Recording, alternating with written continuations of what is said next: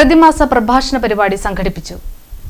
Kodungallur Friday club പ്രതിമാസ പ്രഭാഷണ പരിപാടി സംഘടിപ്പിച്ചു.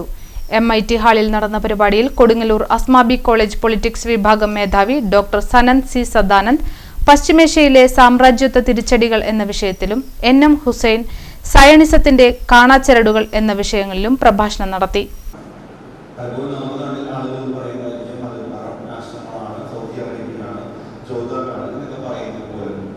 ആദ്യഘട്ടത്തിൽ പലസ്തീൻ എന്ന് പറയുന്ന ഒരു അധിനിവേശ പ്രദേശത്ത് ഒരു സയനിസ്റ്റ് അധിനിവേശ രാഷ്ട്രം ഉണ്ടാക്കിയതിന് ഏറ്റവും ശക്തമായി 80 മുതൽ ഇപ്പോൾ വരെ പ്രതികരിച്ചത് ഏകരാഷ്ട്രം ഇറാനാണ്.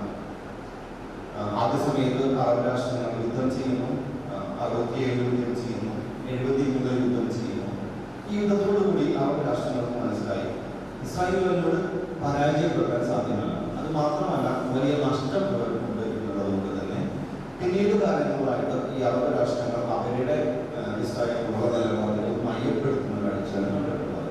അത് ഈജിപ്ത് ക്യാമ്പയിലാണെങ്കിലും ജോർദാൻ പിന്നീട് വരുന്നു.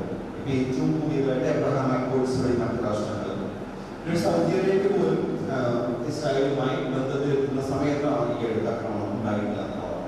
അതുകൊണ്ട് തന്നെ പലസ്തീൻ വിഷയത്തിനൊപ്പം നിൽക്കും എന്ന് പറയുന്നത് പോലും അതിനുള്ള ആത്മാർത്ഥത പലപ്പോഴും ഒരു പരിധി വിട്ട് അറബ് രാഷ്ട്രങ്ങൾക്ക് ഉണ്ടായിരുന്നില്ല. പക്ഷെ ഇറാന്റെ കാര്യം അങ്ങനെയല്ല. ഇറാൻ കൃത്യമായിട്ട് ഇറാനിൽ ഇസ്ലാമിക വിപ്ലവത്തിന് ശേഷം വന്ന ഭരണകൂടം ആദ്യം ചെയ്തത് ടെഹ്റാനിലെ ഇസ്രായേൽ എംബസി അടച്ചുപൂട്ടി കഴിഞ്ഞതിന് ശേഷം അത് PLO ഏൽപ്പിക്കുകയാണ്, പാലസ്തീൻ ലിബറേഷൻ ഓർഗനൈസേഷൻ ഏൽപ്പിക്കുകയാണ് ചെയ്തത്. കാരണം പാലസ്തീൻ എന്ന് പറയുന്നത് അവരാണ് നിയന്ത്രിക്കേണ്ടത്. അന്ന് മുതൽ കൃത്യമായി പാലസ്തീനെ സപ്പോർട്ട് ചെയ്തിട്ടുണ്ടായിരുന്നു. ഇപ്പോഴും എന്തിന് ഇസ്രായേൽ ഈ ഇറാനെ ആക്രമിക്കാനായി അമേരിക്കയെ സമ്മർദ്ദം ചെലുത്തി?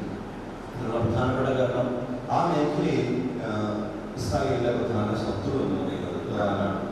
മറ്റു രാഷ്ട്രങ്ങളെല്ലാം ഞാൻ ഈ പറഞ്ഞ പോലെ ഏതെങ്കിലും ഒരു തരത്തിലുള്ള വിട്ടുവീഴ്ചയും കരാറും ഇസ്രായേലുമായിട്ട് നേരിട്ടോ രഹസ്യമായോ പരസ്യമായോ ഉണ്ട് എന്നുള്ളതിന് യാഥാർത്ഥ്യമാണ്.